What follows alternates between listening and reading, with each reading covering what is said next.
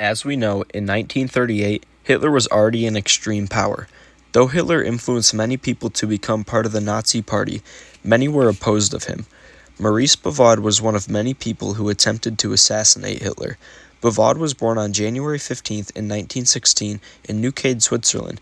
He grew up as part of the Catholic Church, which is a key part as to why he wanted to assassinate Hitler. As Maurice grew up, he began working as an apprentice in technical drawing, and shortly after, he moved to St. Brieuc, France. While in France, he studied at the St. Lon Seminary to become a missionary, and he became a member of the anti-communist group known as Compagnie du Mystère. The leader of the anti-communist group took a toll on Maurice Bavaud and made him believe that killing Hitler was the ultimate decision, and from here he decided to start carrying out his plan. It was on October 9, 1938, that Bavaud left France to carry out his plan and traveled to Baden-Baden, Germany, then on to Basel, Germany, where he bought the weapon he would use for the attempt. This weapon was a Schmeisser 635mm, a semi-automatic pistol. As Maurice Bavaud continued to think of his plan, a policeman known as Karl Decker overheard Bavaud talking about how he wanted to meet Hitler personally. Decker advised Bavaud that a private audience could be arranged if Bavaud could obtain a letter of introduction from a suitable foreign VIP. An easier route was traveling to the public anniversary of the 1923 beer hall push held in Munich, Germany. Bavaud followed those instructions by buying a ticket for a seat on the reviewing stand by posing as a Swiss reporter, intending to shoot Hitler as he passed during the parade. Bavaud gained the confidence on November 9, 1938, to kill Hitler, and his plan was not going accordingly. Hitler was too far away, and as Maurice got closer, the group of supporters started saluting to Hitler, blocking Bavaud's view. Because this plan was ruined, Bavaud decided to purchase an expensive letter of introduction in the name of the French nationalist leader Pierre Taittinger, which claimed that Bavaud had a second letter for Hitler's eyes only. He traveled to Berchtesgaden, Germany, in the belief that Hitler had returned there, only to find that Hitler was still in Munich, Germany. When Bavaud returned to Munich, he discovered that Hitler was just leaving to Berchtesgaden. Having wasted all his money on the letter of introduction, he stowed away on a train to go back to Paris and was detained for not having a train ticket. As a foreigner, he was turned over to the Gestapo and interrogated, which led him to admit to the assassination attempt on Hitler. Bavaud claimed that Hitler was the incarnation of Satan, which goes back to his Catholic beliefs. Because of Hitler's rules, Maurice Bavaud was executed by guillotine for his attempt on May 14, 1941. Next attempt was by a guy named George Elser. George Elser was born on January 4, 1903, in Hermeringen, Germany. He was raised by his father Ludwig Elser, a timber merchant, and his mother Maria Müller, who worked on the farm. George Elser grew up as a normal kid, going to elementary school, and showed an early interest in drawing, mathematics, and penmanship. Elser had his fair share of trades, which included carpentry, clockmaking, and being a waiter. As Elser moved from different trades, he also joined the Front Fighters Association, a communist party in Germany, and there has been evidence within this that showed Elser opposed Nazism from the beginning of the regime in 1933. He refused to perform the Hitler salute, did not join others in listening to Hitler's speeches broadcast on the radio, and did not vote in the elections or referendums during the Nazi era. George Elser met many people throughout his life, but a very important one to remember is Joseph Schur. Joseph Schur worked with George Elser in a woodworking union and sent a letter to Ulm, Germany after Elser's death that stated, Elser was always extremely interested in some act of violence against Hitler and his cronies. He always called Hitler a gypsy. One just had to look at his criminal face. George Elser knew that he wanted to kill Hitler, but he did not know how he would do it.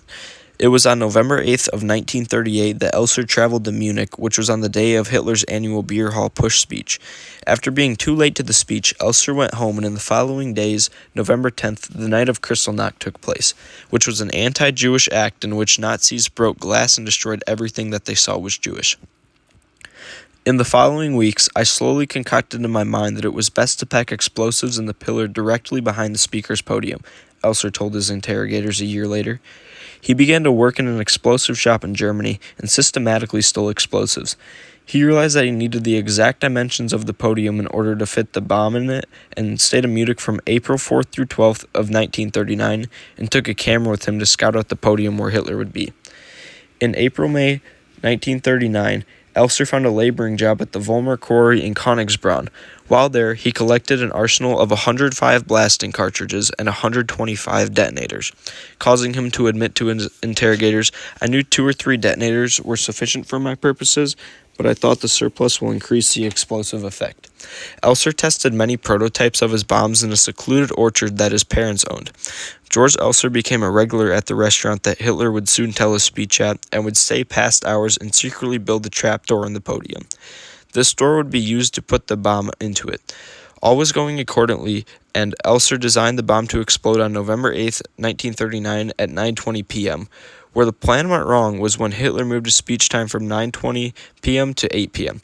Because of this, Hitler got done with his speech early and left the building at 9:07 p.m. The bomb still went off at 9:20 like expected, but Hitler was no longer in the building. When learning about the attempt, Hitler claimed a man has to be lucky, and ultimately grew Hitler's hate for Elster.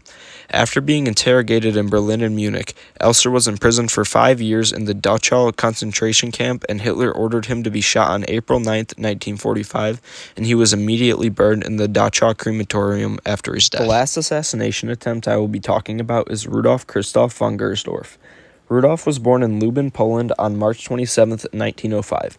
He was born into a family that consisted of a lot of military background. Rudolf joined the Reichswehr as an officer cadet in 1923 and received his initial military education in Breslau, Poland. In 1926, Rudolf was promoted to the second lieutenant and in 1941 transferred to Army Group Center. Army Group Center was another name for the 2 German army forces that fought on the Eastern Front during World War II. During this time, he served with German military intelligence. While serving for this unit, him and another man named Henning von Tresco were informed about the Einsatzgruppe B, which meant people responsible for mass killings and death squads during World War II. Gersdorf and Tresco were responsible for contact with this group of people. This is very interesting because he was a part of a group that killed mass amounts of people for Hitler, and later on decides that he wants to assassinate Hitler. After becoming close friends with the leading Army Group Center conspirator, Colonel Henning von Tresco, Gersdorf agreed to join the conspiracy to kill Adolf Hitler. After Tresco's elaborate plan to assassinate Hitler on 13th March 1943 failed, Gersdorf declared himself ready to give his life for Germany's sake in an assassination attempt. On March 21, 1943, Hitler went to a museum to commemorate the dead military members, and as an expert, Gersdorf was to tour Hitler on the exhibition. The whole assassination attempt was the idea of blowing up Hitler. Moments after Hitler entered the museum, Gersdorf set off 2 10-minute delayed fuses on explosive devices hidden in his coat pockets. His plan was to throw himself around Hitler in a death embrace that would blow them both up. A detailed plan for a coup had been worked out and was ready to go, but contrary to expectations, Hitler raced through the museum in less than 10 minutes. This meant that Gersdorf was about to commit suicide.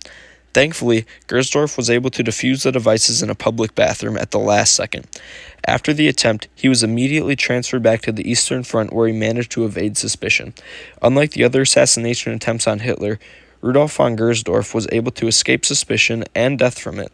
He ended up dying of old age in 1980 in Munich, Germany. Though none of these assassination attempts on Hitler ended up working, we learned a very valuable lesson from them all. It is okay to be different. Though it may sound very simple, we learned this because since these people were different and believed what they thought was right, not what they were forced to do, they were very close to changing history for the better and forever. Just think, if these people decided they were going to follow Hitler's rules, change themselves and be like everyone else, then nothing would have been attempted to stop Hitler. This just shows that by being different, by being yourself, you don't know how much of an impact you can be making.